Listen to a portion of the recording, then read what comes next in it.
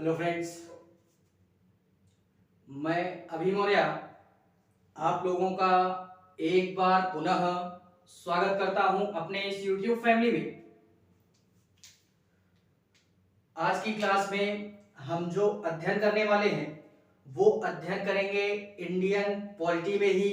हमारा आज जो नया चैप्टर होगा, या एक तरीके से बोलना चाहें जो हम भारतीय संविधान का अध्ययन कर रहे थे, उसमें हम लोगों ने आर्टिकल 76 तक का अध्ययन अपने जो भी सारी क्लासें हुई हमारी अभी तक, उनमें यार बड़े ही बेहतरीन तरीके से हम लोगों ने उन सारे अनुच्छेदों का जिक्र किया है। ठीक है, तो क्लास अगर अच्छी लगे तो लाइक करें और अपने दोस्तों तक मतलब वीडियो को शेयर भी करें। ठीक है, बाकी आज जो हम अध्ययन करने वाले हैं वो इस क्लास के माध्यम से अध्ययन करेंगे, या अपनी बातों को जो हम आपके समक्ष रखने वाले हैं वो हम रखने वाले हैं अनुच्छेद 77 से। आज हम इस क्लास को कंटिन्यू करेंगे। ठीक है, और इतने बेहतरीन ढंग से इस पूरे के पूरे भारतीय संविधान का अध्ययन करेंगे, या जो भी सारे हमारे एक प्रकार से बोले संविधान सभा में बैठे हुए जो भी हमारे संविधान के निर्माता थे, जिन्होंने बड़े ही बेहतरीन तरीके से भारत का संविधान हमारे निर्मित किया, और निर्मित करके इस पूरी पृथ्वी से क्या हो गए, निर्मित करके इस भारत देश के संविधान को और इस पृथ्वी से वो चले गए। ठीक है, हमेशा और हमेशा के लिए, और अपने जगह पे वो छोड़ गए एक भारत का बड़ा ही बेहतरीन संविधान, जो कि इस पूरे नियम और कानूनों के हिसाब से अगर मैं बोलना चाहूं तो पूरा का पूरा जो ये भारत देश है वो इन्हीं नियम और कानूनों के माध्यम से इसकी पूरी की पूरी प्रशासनिक व्यवस्था चलाई जा रही है। ठीक है, जिसमें किसी भी प्रकार की कोई भी गतिविधियां अगर होती हैं प्रशासनिक तौर पे, तो वो इन्हीं नियम और कानूनों के अनुसार ही जो भी हमारी सरकार है वो इन्हीं नियम और कानूनों के अनुसार पूरे के पूरे भारत देश की प्रशासनिक व्यवस्था को संचालित करती है। ठीक है, तो उसी में आज जो हम जिक्र करने वाले हैं वो बड़े ही बेहतरीन तरीके से जिक्र करेंगे, या क्लास का भरपूर आनंद लीजिएगा, बोरिंग महसूस नहीं कीजिएगा। ठीक है, तो मस्ती में देखते हैं हम लोग। एक प्रकार से अगर मैं बोलना चाहूं तो ज्यादा 77 और 78 ये दो हमारे अनुच्छेद ऐसे हैं भारतीय संविधान के अंतर्गत जो कि उतने महत्वपूर्ण नहीं है, लेकिन फिर भी जानकारी के उद्देश्य से हमको याद रखना है। ठीक है, और इसको मैं एक नाम देना चाहूंगा, इन दो अनुच्छेदों को हम एक नया नाम देते हैं जिसको हम सरकारी कार्य बोल सकते हैं। ठीक है, या सरकार के द्वारा जो भी सारे कार्य किए जाते हैं वो इन्हीं दोनों अनुच्छेदों के प्रावधान के माध्यम से किए जाते हैं, या एक प्रकार से बोलना चाहें तो सरकार के द्वारा जो भी हमारी सरकारी गतिविधियां होती हैं वो कौन करेगा और किसके माध्यम से करेगा, वही भारतीय संविधान के निर्माताओं ने या जो भी हमारे उस समय के राजनीति के विशेषज्ञ थे उन्होंने बड़े ही बेहतरीन तरीके से अनुच्छेद 77 और अनुच्छेद 78 के माध्यम से ये बताने का प्रयास किया, या ये प्रावधानित करने का प्रयास किया कि जो भी हमारी भारत देश की प्रशासनिक व्यवस्था चलाई जाएगी वो अनुच्छेद 77 और 78 के माध्यम से चलाई जाएगी। ठीक है, और ये जो प्रशासनिक व्यवस्था चलाई जाएगी वो किसके द्वारा चलाई जाएगी और किस प्रकार से चलाई जाएगी, उन्हीं सारी बातों का प्रावधान 77 और 78 के माध्यम से किया गया है। ठीक है, तो देखते हैं इसी में मैंने अभी क्या बोला कि हम लोग जो बात कर रहे हैं इसको मैं इन दो अनुच्छेदों को मैं एक नया नाम देता हूं जिसको हम सरकारी कार्य बोल सकते हैं। ठीक है, सरकारी कार्य या गतिविधियां,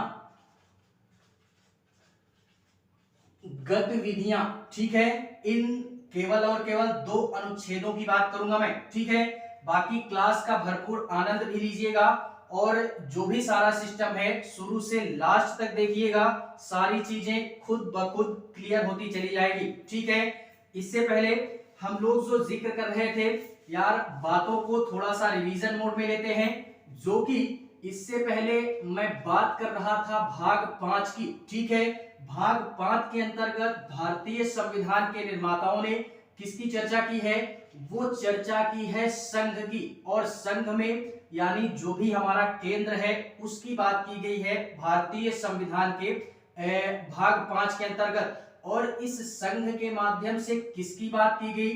तो इस संघ के माध्यम से कार्यपालिका की बात की गई है, और वो जो कार्यपालिका होगी वो किसकी होगी? वो हमारी संघ की अर्थात केंद्र की कार्यपालिका के बारे में भारतीय संविधान के अंतर्गत कहां पे प्रावधान किया गया है? भाग 5 में किया गया है। ठीक है, तो इसके माध्यम से हम लोगों ने बड़े ही बेहतरीन तरीके से अध्ययन भी किया। केंद्र में हमारे यहाँ राष्ट्रपति महोदय, उपराष्ट्रपति महोदय, प्रधानमंत्री, उनकी जो मंत्रिपरिषद है, अटॉर्नी जनरल, महान्यायवादी और भी तमाम सारी चीजों का जिक्र हम कर चुके हैं इससे पहले की क्लास में। तो उन सारे वीडियोस का लिंक आपको नीचे डिस्क्रिप्शन में मिल जाएगा, आप पहले जाकर के वहां से सहजता पूर्वक उन सारी क्लासों का आनंद ले लीजिएगा। उसके बाद यहाँ पे आकर के अपना सारा सिस्टम हम लोग विजिट करेंगे और भरपूर आनंद भी लेंगे इस पूरे के पूरे भारतीय संविधान का। ठीक है, तो आनंद लेते चलिएगा इस पूरे के पूरे भारतीय संविधान का, कि जो भी हमारे संविधान के निर्माता थे संविधान में क्या लिख करके चले गए। ठीक है, इस पूरी पृथ्वी से देखते हैं। इसी में संघ की कार्यपालिका का जिक्र किया गया, जिसमें तमाम सारी बातों का उल्लेख हम कर चुके हैं। आज जो बात करने वाले हैं, आज हम बात करेंगे सरकारी कार्यों की। इससे रिलेटेड 2 अनुच्छेद याद करिएगा, यानी अनुच्छेद 77, आर्टिकल 77 में क्या बात की गई है? आर्टिकल 77 ये बोलता है कि सरकार की जो भी हमारी प्रशासनिक व्यवस्था होगी उसका संचालन करना होगा। किसको? सरकार को। और सरकार में सबसे सर्वोच्च पद किसका होता है? संवैधानिक रूप से संविधान पढ़ रहे हैं तो जहां पे संवैधानिक शब्द यूज होगा और सर्वोच्च पद की बात आएगी तो वो होगा हमारा राष्ट्रपति। ठीक है, तो जो भी हमारे सरकारी कार्यों का गतिविधियां होंगी या सरकारी कार्यों का संचालन करेगा वो कौन करेगा? राष्ट्रपति महोदय करेंगे। यही इसी बात का प्रावधान भारतीय संविधान के निर्माताओं ने अनुच्छेद 77 के माध्यम से भारतीय संविधान में बड़े ही बेहतरीन तरीके से जिक्र किया है। ठीक है, तो इसको हमने याद रखना है कि सरकारी कार्यों का संचालन कौन करता है? राष्ट्रपति करता है। बेसिकली अगर पॉलिटी पढ़ रहे होंगे या मेरी शुरू से लेकर के अभी तक की क्लास अगर अटेंड किए होंगे तो यार एक बड़ी ही बेहतरीन बौद्धिक क्षमता अपनी विकसित कर चुके होंगे। अगर कंसंट्रेशन के साथ देखी होगी तो क्या बोला कि इसमें ये बोला कि सरकारी कार्यों का संचालन राष्ट्रपति महोदय करता है, और बड़े ही एकाग्रता के साथ में पढ़ रहे होंगे। तो इससे पहले मैंने कई सारी क्लासों में जिक्र किया कि राष्ट्रपति का केवल नाम होता है, बाकी पूरे के पूरे भारत देश के कार्यों का संचालन कौन करता है? वो प्रधानमंत्री करता है। ठीक है, राष्ट्रपति केवल उनके कार्यों का जो ब्यौरा होता है या उनकी जो रिपोर्ट होती है उसमें केवल राष्ट्रपति का रोल इतना होता है कि वो उस पे हस्ताक्षर करके पूरे इंडिया के लिए पारित करता है, बस इतना फर्क होता है। ठीक है, बाकी सारा जो कार्यभार संभालता है इंडिया का वो हमारे प्रधानमंत्री जी संभालते हैं। ठीक है, यानी पूरा खेल खेलते हैं प्रधानमंत्री जी, और नाम किसका लगता है? राष्ट्रपति महोदय का। ठीक है, तो इतनी सारी चीजें हमने याद रखनी है। एक प्रकार से अगर हम बोले तो एक प्रकार से याद रखना कि कार्यपालिका का हेड कौन होता है। क्वेश्चन बनाया भी जा सकता है कि कार्यपालिका का हेड कौन होता है, तो वो राष्ट्रपति, और कार्यपालिका का वास्तविक हेड कौन? तो वो प्रधानमंत्री। ठीक है, शब्दों को पकड़ना है, शब्दों में अगर फंस गए तो फंस करके रह गए। तो इसी कारणवश शब्दों में पकड़ अपनी रुचि बनाते हुए शब्दों को पकड़ते हुए चलना है, ठीक है। और इसी के माध्यम से, क्योंकि ये राष्ट्रपति महोदय कहाँ बैठते हैं, संसद भवन में बैठते हैं। संसद भवन है कहाँ पे, तो ये हमारी दिल्ली में रायसीना की पहाड़ी पे स्थित है संसद भवन, वहीं पे ये बैठते हैं, ठीक है। फिलहाल में प्रधानमंत्री महोदय सारा कार्य जब कर देते हैं तो उन्हीं के कार्यों का जो भी हमारा ब्यौरा वगैरह होता है या एक प्रकार से हस्ताक्षर होता है, वही राष्ट्रपति महोदय करते हैं। इसी कारणवश अनुच्छेद 77 ये प्रावधान करता है कि भारत सरकार का जो भी सारा कार्यभार होगा वो हमारा राष्ट्रपति महोदय के द्वारा किया जाएगा, ठीक है। ये सारा प्रावधान 77 में किया गया है। बात करते हैं 78 की, सारी बातों को पकड़ते हुए चलना मेरे, ठीक है। 78 की बात करते हैं। आर्टिकल 78 क्या प्रावधान करता है?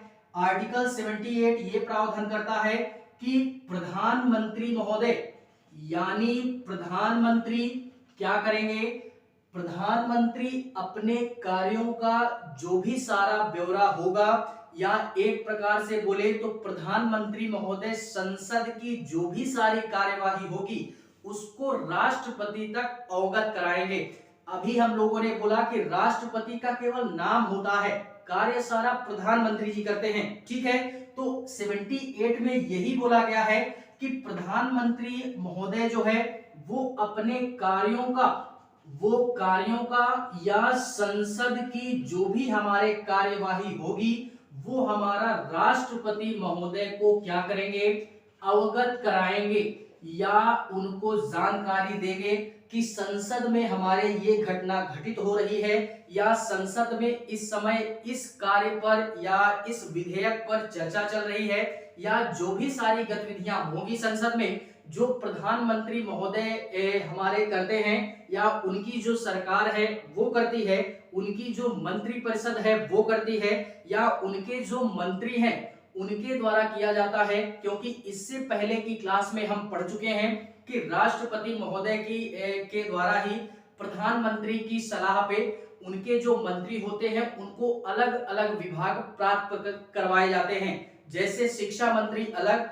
स्वास्थ्य मंत्री अलग, वित्त मंत्री अलग, रेल मंत्री अलग, सड़क मंत्री अलग, इस प्रकार के अनेक हमारे मंत्री संसद में बैठते हैं। जिनकी सरकार होती है वही सारा सिस्टम करते हैं। तो वही उन्हीं सारी गतिविधियों को जो हमारा राष्ट्रपति महोदय को अवगत कराता है, वो अवगत कराने का कार्य कौन करता है, तो वो हमारे प्रधानमंत्री जी करते हैं राष्ट्रपति महोदय को, ठीक है।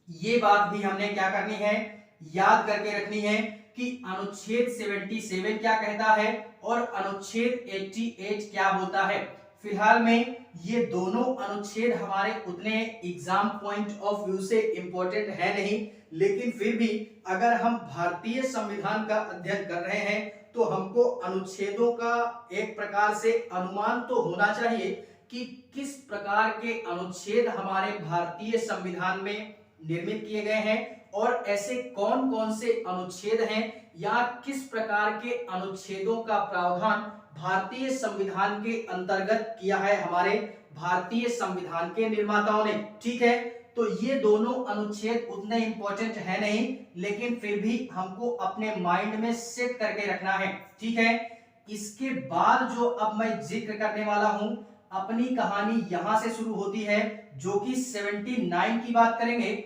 मोस्ट इंपॉर्टेंट आर्टिकल है हमारा, जिससे प्रश्न हमारे बनते भी हैं और बड़े ही बेहतरीन तरीके से प्रश्न बनते हैं। तो इसको हम बेहतरीन ढंग से पढ़ेंगे भी, ठीक है। देखते हैं इसी में अनुच्छेद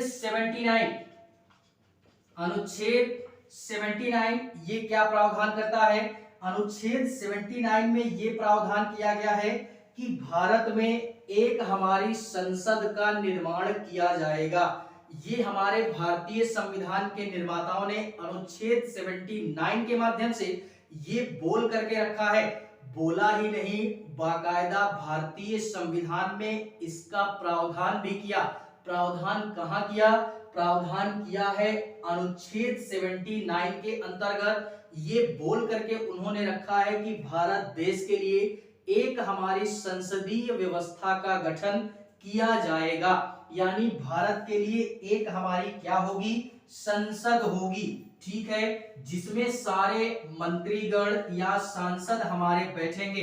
तो क्या होगा, संसद का प्रावधान, ये आर्टिकल हमारा मोस्ट इंपॉर्टेंट आर्टिकल है, इस कारणवश इसको हमने क्या करना है, याद रखना है। संसद का प्रावधान किया गया है और एक प्रकार से बोले ये जो भी हमारा संसद है या जिसको हम पार्लियामेंट बोलते हैं, ये हमारे यहाँ पे अभी तक नहीं था, यानी इससे पहले जब एक प्रकार से बोले तो संसद का निर्माण हमारे एक प्रकार से जब अंग्रेज वगैरह थे इंडिया में, अंग्रेजों के टाइम पे होता है, ठीक है, संसद का निर्माण, लेकिन ये उससे पहले तक ये हमारे इंडिया में नहीं था। इसका सबसे पहले जिक्र जो किया जाता है वो ब्रिटेन में ही किया जाता है, यानी ब्रिटेन जिसको हम लोग यूके बोलते हैं, ठीक है, तो ब्रिटेन में ही संसद का दुनिया में सर्वप्रथम संसद की स्थापना कहाँ होती है, तो वो ब्रिटेन में होती है। इसी कारणवश ब्रिटेन को हम लोग एक प्रकार से संसद की जननी भी बोल सकते हैं, ठीक है, तो इस कारणवश संसद की जननी किसको बोला जाता है, ब्रिटेन को। दुनिया में सबसे पहला संसद का निर्माण कहाँ पे, ब्रिटेन में, इसको हमने क्या करना है, याद रखना है। और इतना ही नहीं, ये जो हमारा संसद शब्द है या पार्लियामेंट शब्द है, ये हमको लगता है कि ये इंग्लिश वर्ड है, लेकिन ये अंग्रेजी शब्द नहीं है, ये हमारा एक फ्रेंच शब्द है। कौन सा शब्द है, यानी ये फ्रेंच भाषा का शब्द है, जो भी हमारा ये हम यूज करते हैं पार्लियामेंट वर्ड्स जो है, ये क्या है, फ्रेंच भाषा का शब्द है, फ्रेंच लैंग्वेज का, ठीक है।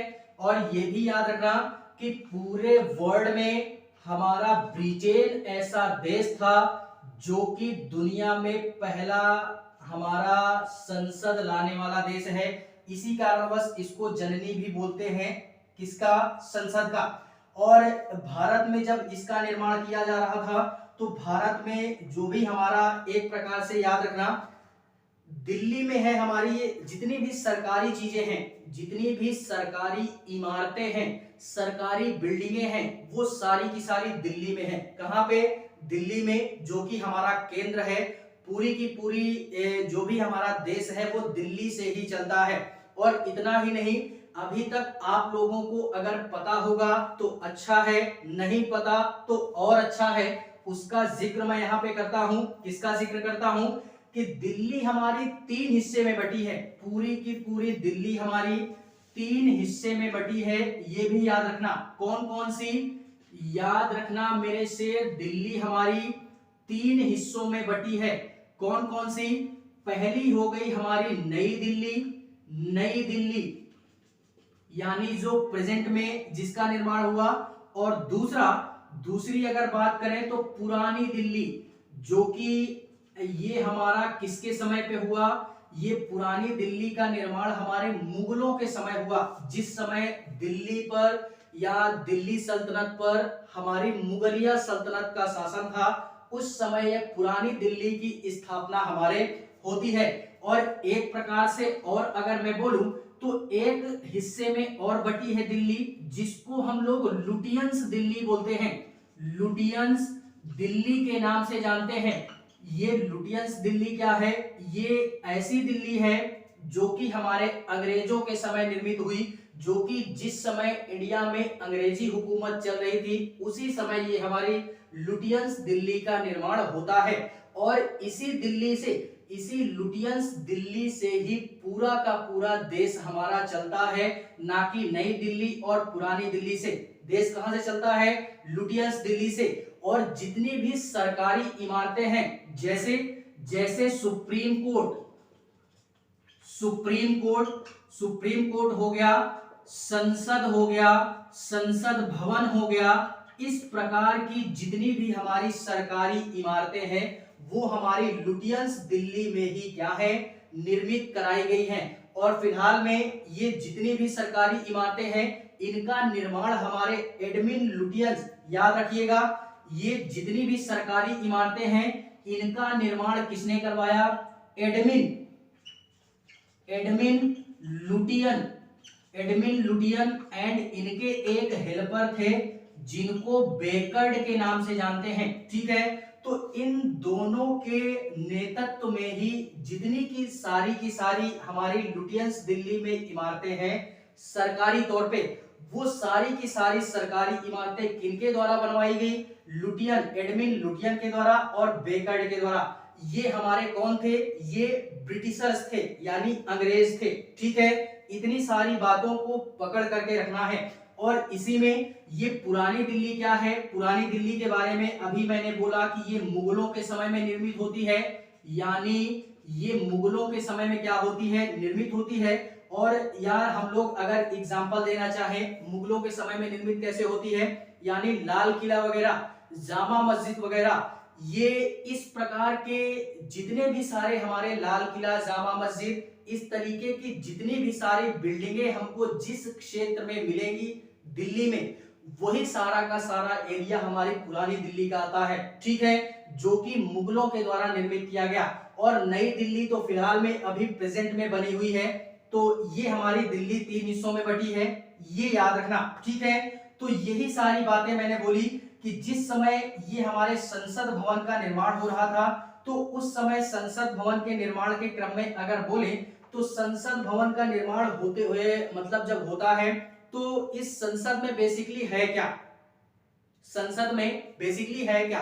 संसद एक प्रकार की बिल्डिंग है। क्या है? बिल्डिंग है जिसके अंतर्गत दो हमारे कमरे बनाए गए हैं। दो कमरे भी बोल सकते हैं या हाउस भी बोल सकते हैं। ठीक है, जैसे इसमें देखते जाइएगा कि ये मानते हैं कि हमारा क्या है? संसद है। संसद है, इसमें हमारे दो कमरे बनाए गए। एक को हमने नाम दिया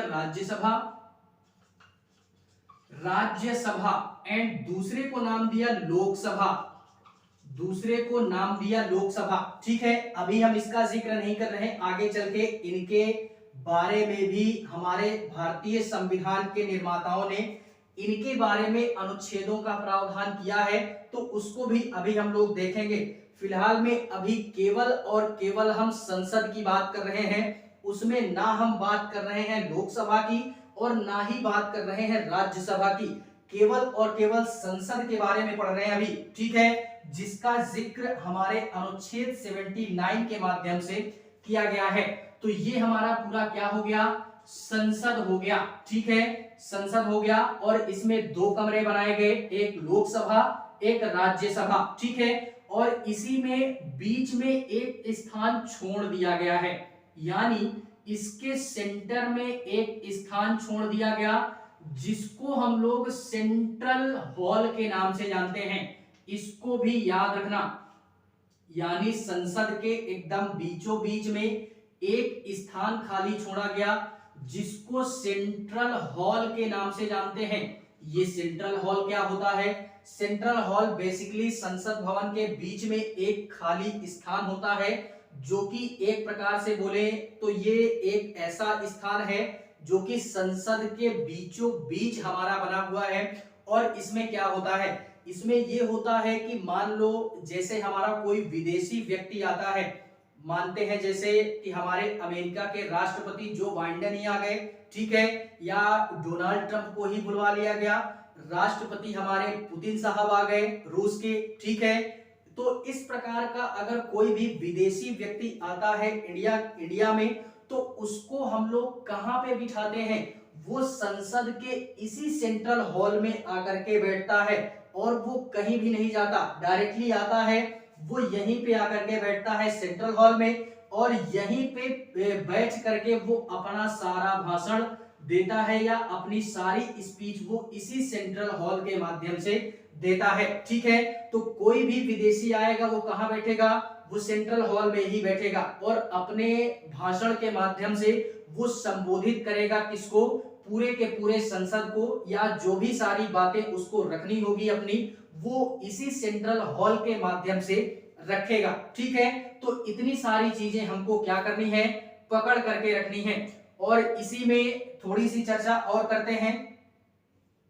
हम लोगों ने बात की सेंट्रल हॉल की, सेंट्रल हॉल तक की बात हम लोगों ने कर ली अपनी, ठीक है।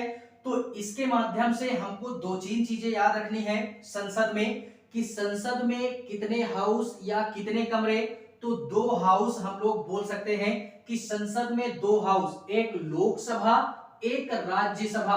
अगर इसके अनुच्छेदों की बात करूं तो लोकसभा का जो हमारे अनुच्छेद में जिक्र मिलता है, वो अनुच्छेद या भारतीय संविधान में जो जिक्र मिलता है वो 81 में मिलता है, जिसकी चर्चा अभी आगे हम लोग करेंगे, ठीक है। अनुच्छेद 81 ये प्रावधान करता है कि हमारे भारत देश के अंतर्गत जो संसद का निर्माण किया गया है उसमें एक लोकसभा का निर्माण भी क्या किया जाएगा, ये प्रावधानित करके रख दिया भारतीय संविधान के निर्माताओं ने, ठीक है। और इसी के अंतर्गत एक राज्यसभा बनाई जाएगी। इसका जो प्रावधान किया, जो भी हमारे संविधान के विशेषज्ञ थे, उन्होंने अनुच्छेद 80 के माध्यम से ये बोलने का प्रयास किया है कि भारतीय संविधान में जो हम संसद का गठन कर रहे हैं उसमें एक हमारी राज्यसभा भी बनाई जाएगी, यानी एक हाउस या एक कमरा और बनाया जाएगा जिसमें कि हमारे मंत्रीगण बैठेंगे। वो हमारा अनुच्छेद 80 के नाम से प्रावधानित किया गया है, ठीक है।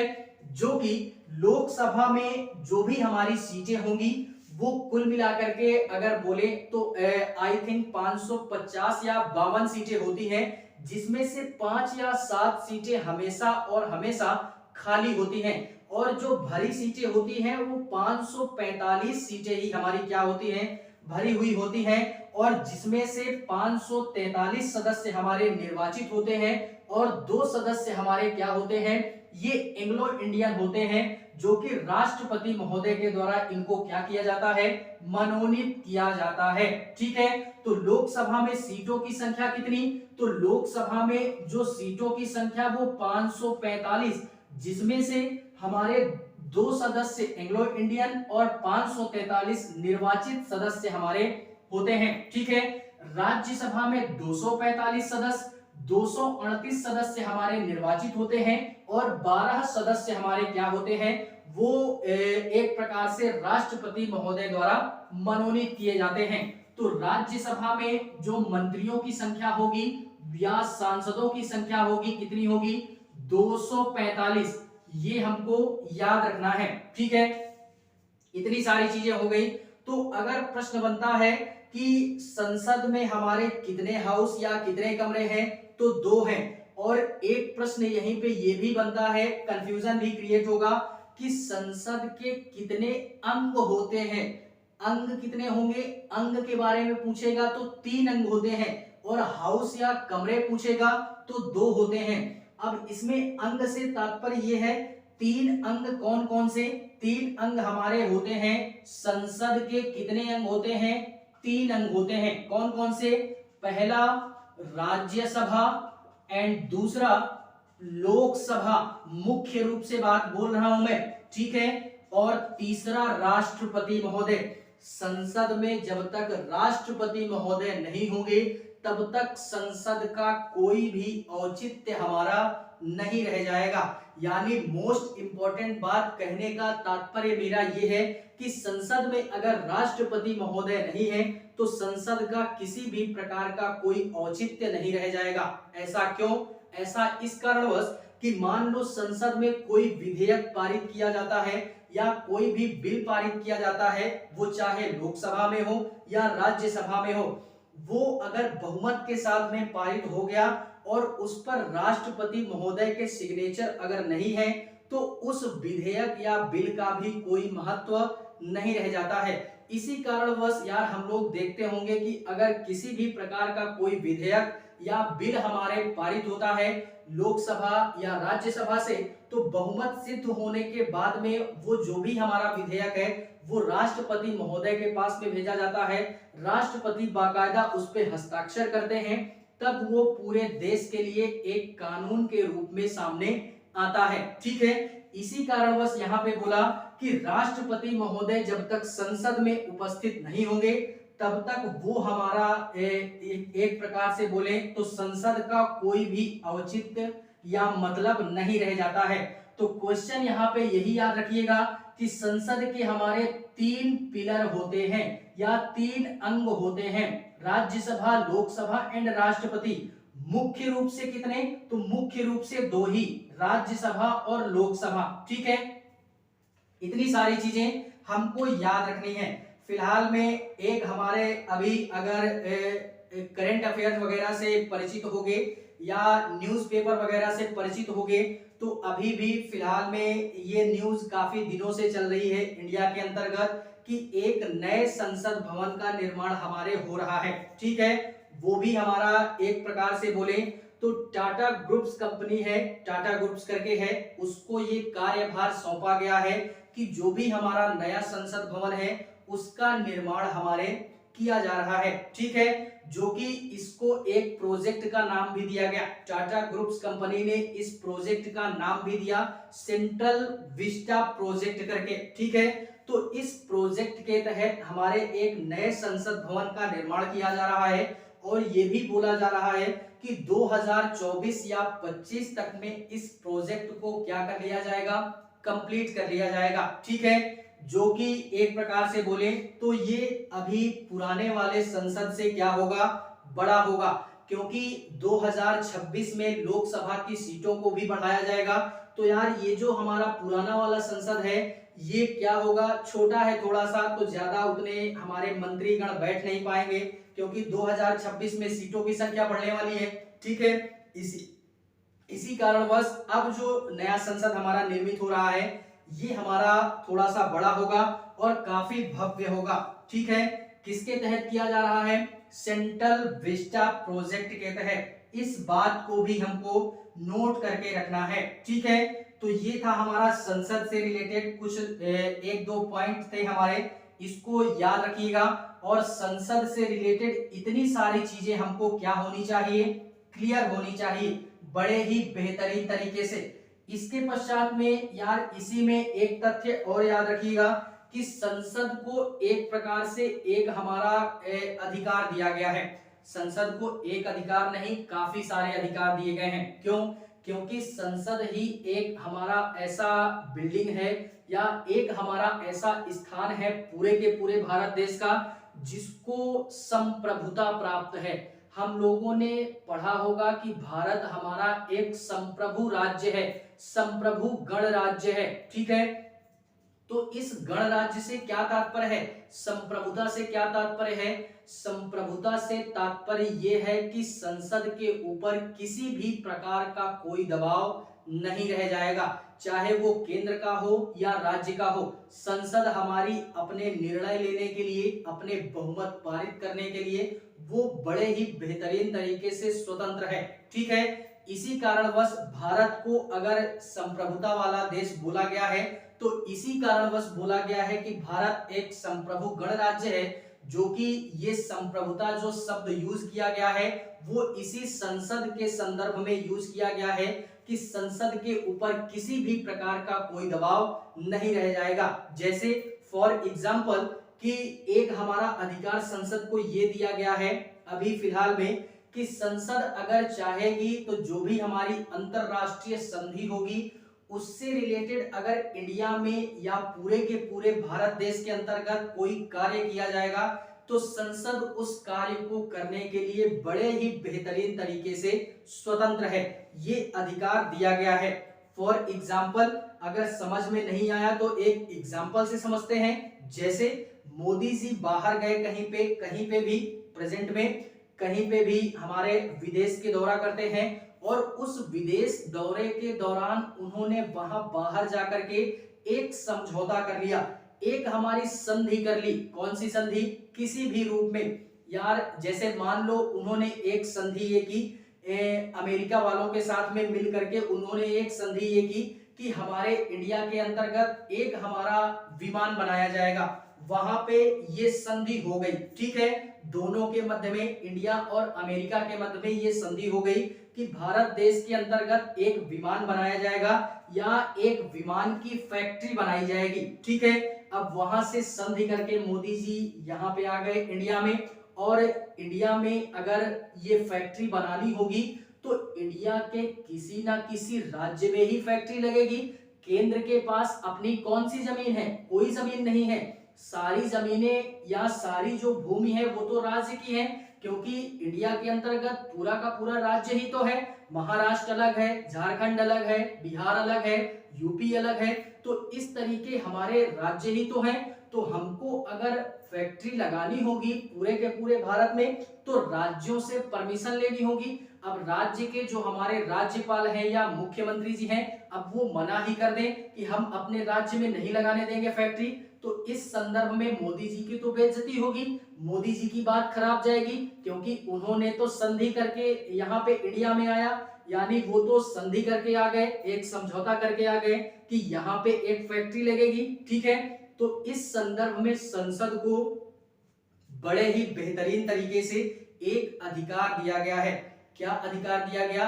कि भारत के पास में अर्थात केंद्र के पास में अपनी कोई भूमि है नहीं, इस कारणवश अगर इस प्रकार का कोई भी समझौता अगर होता है अंतरराष्ट्रीय संधि के तौर पे, तो ये अधिकार संसद को प्राप्त है कि संसद जहां भी चाहेगी वो इस तरीके की अंतरराष्ट्रीय संधि पर या समझौते पर जो भी सारा कार्य होगा वो बड़े ही बेहतरीन तरीके से भारत के किसी भी राज्य में कर सकती है, वो भी बिना उस राज्य की स्वीकृति के। वो जिस भी राज्य में चाहेगी फैक्ट्री लगा सकती है विमान बनाने की, वो उस राज्य से परमिशन भी नहीं लेगी और ना ही उस राज्य का मुख्यमंत्री बोल सकता है, ना ही उस राज्य का हमारे राज्यपाल बोल सकता है। ठीक है, तो यही अधिकार दिया गया एक प्रकार से संसद के तौर पे, या संसद को ये अधिकार हमारा दिया गया बड़े ही बेहतरीन तरीके से। ठीक है, तो इस तरीके के कई सारे अधिकार हैं जो कि अगर संविधान का अध्ययन कर ही रहे हैं तो अभी तक के अधिकारों का जिक्र हम लोगों ने किया होगा और बड़े ही बेहतरीन तरीके से हम लोगों ने भारतीय संविधान का अध्ययन भी किया है। ठीक है, तो इसको भी हमने याद रखना है। और इतना ही नहीं, हम लोगों ने इसका भी जिक्र किया कि अनुच्छेद 88 में ये लोकसभा और राज्यसभा का जिक्र किया गया है। फिलहाल में इसकी चर्चा हम नेक्स्ट क्लास में करेंगे, यानी संसद तक की बात मुझे जहां तक लग रहा है समझ में आई होगी। संसद हमारी क्या है, क्या प्रावधान भारतीय संविधान में कहां पे किया गया है। ठीक है, इतनी सारी चीजें हमको समझ करके रखनी है।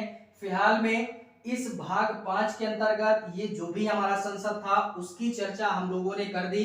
इसके आने वाले नेक्स्ट क्लास में हम जो बात करेंगे वो बात करेंगे अनुच्छेद 81 की और अनुच्छेद 80 की, यानी लोकसभा और राज्यसभा का जिक्र करेंगे और तमाम उन सारे घटनाओं का भी जिक्र करेंगे या तमाम उन सारी जानकारियों का जिक्र करेंगे जो कि लोकसभा एवं राज्यसभा से रिलेटेड होगी। ठीक है, तो फिलहाल में ये था हमारा अनुच्छेद 79 जो कि संसद के संदर्भ में था, पूरे के पूरे संसद के संदर्भ में था, ना कि लोकसभा और राज्यसभा के संदर्भ में था। इसका अलग चैप्टर है, इसको हम अलग पढ़ने का प्रयास करेंगे। ठीक है, फिलहाल में क्लास अगर अच्छी लगे तो लाइक करें, कमेंट करें और अपने दोस्तों तक शेयर जरूर करें।